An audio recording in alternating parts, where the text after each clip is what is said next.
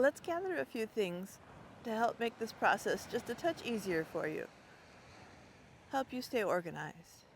I'm Marley with Pacific Widow Solutions, and I help people who've been widowed solve problems so they can focus on grieving and healing.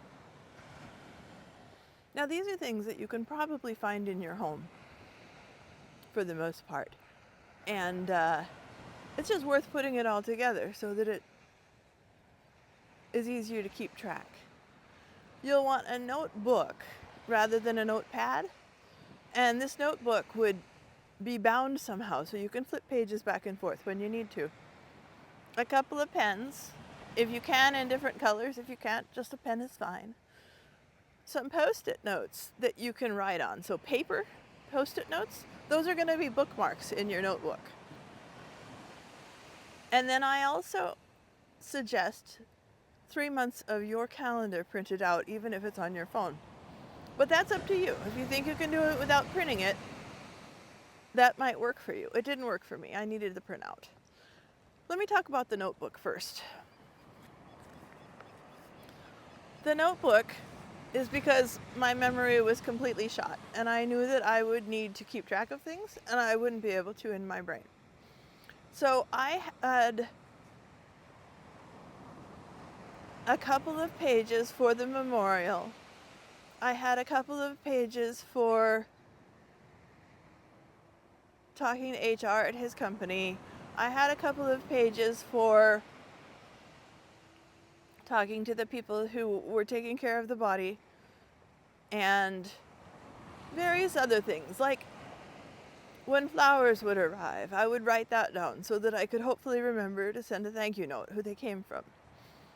And even things like, it just occurred to me that I want this specific nephew to have this specific item of John's, and I didn't need to send it right away, but I didn't want to forget that I had decided that.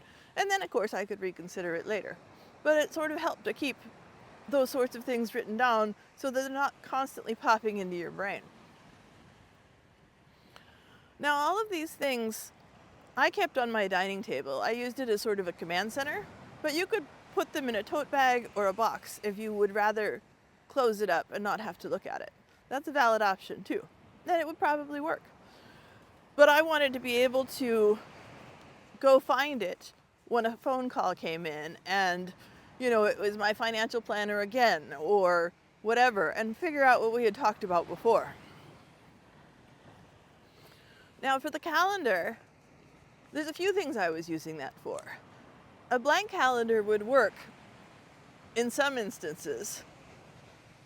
And one of the things I was doing is scheduling the memorial. I had quite a lot of work to do on scheduling the memorial because some of John's family lives quite far away, and I needed to make sure they could physically get here in time. And I didn't need it right away. I also had to talk to the venue and make sure it wasn't already booked. And so putting the effort into choosing a date, I thought was important to have on the calendar. I wanted to know what was already on the schedule, even if I was going to cancel it. For example, I had a mammogram scheduled that week, and I chose to cancel it, but I didn't want to just not show up because I didn't want the charge to come in for a no-show. So I called and canceled. I also decided that after the first day or so, if I did one big thing, I wouldn't have to do anything else the rest of the day.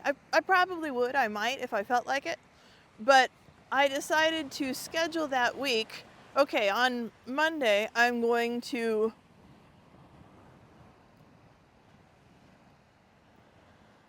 handle this big thing. On Tuesday, I'm going to handle this big thing. And I wrote those down so that I could remember that, okay, if I can get that done, I don't have to do anything else that day. And you get to decide what the big things are. They'll be different for you than they were for me. One big thing for me was planning the date of the memorial because it took so much coordination, and I wanted certain people to make sure they could attend. So that went on the calendar for a specific day. I also needed to note, if somebody had said they were going to come over for a meal, whether to drop it off or take me out, having it physically located on my dining room table so I could see that was very helpful. Now the other thing that I suggest, it's not a something you print out, but I had a grocery app. I still have a grocery app that I use to make lists, and it has categories. So I have a list for the hardware store, and I have a list for, the big internet store, and I have a list for a typical grocery store, and a separate list for Trader Joe's. So you can categorize your lists, and however you keep track of things like that, you might want to make a list for help. And that's what I did.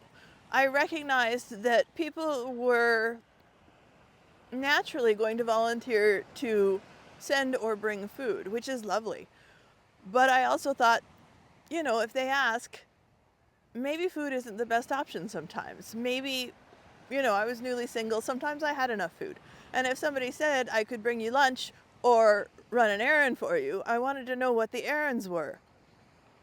So I made a list of the errands that I needed to run and the things that I needed to accomplish that I thought, oh, you know what? If the right person asks, I could ask them.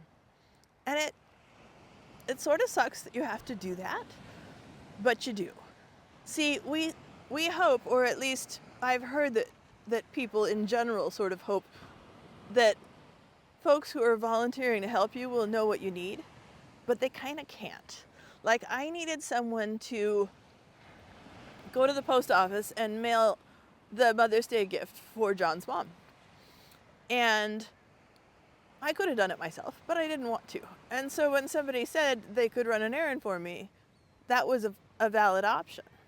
I needed to return something. We had a trip planned, and I had bought things specific to the trip, and so I requested a refund, and somebody had to take it to UPS. I also, car stuff. Our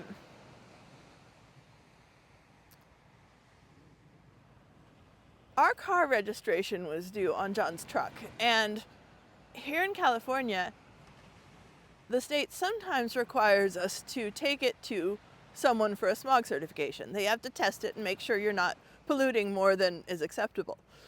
So you drive over there, hand over the car, sit and read a book for, half an hour, 45 minutes, and then they upload the document to the state directly saying whether or not you passed. And if the car passes, you can re-register it. If not, then you have to have work done on the car. And I just didn't really want to do it. John had intended to do it that weekend, but he didn't get around to it. He died halfway through the weekend. And I thought, okay, somebody can do this for me, but it has to be a specific type of person, someone who knows how to drive a manual transmission, a stick shift. And so when someone reached out to me and said, we'd like to help, what can we accomplish? Looking at the list, it's like, I bet he knows how to drive a stick shift. And it works. It may not be pleasant, but it was a way I managed it that I think can be effective for other people. There are times that I needed a second set of hands. And I didn't know how frequently that would happen, but it did happen quite a lot. I didn't expect that. And so I would say, well, I'd like someone to come over and help me move this, and because John would have done it, if he was there.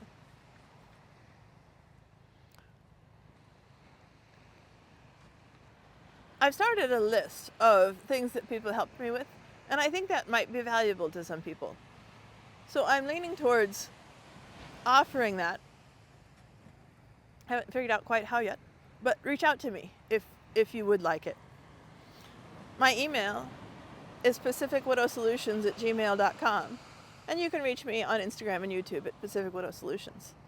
And I'm going to stop with a song lyric from Bring Me the Horizon. And the song is called Throne.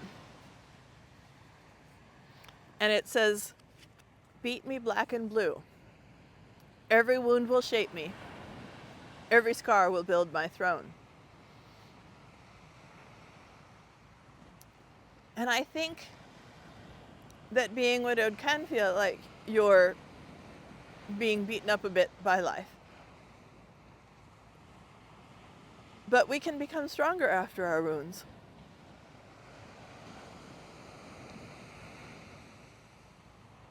I wish you all the best. Take care.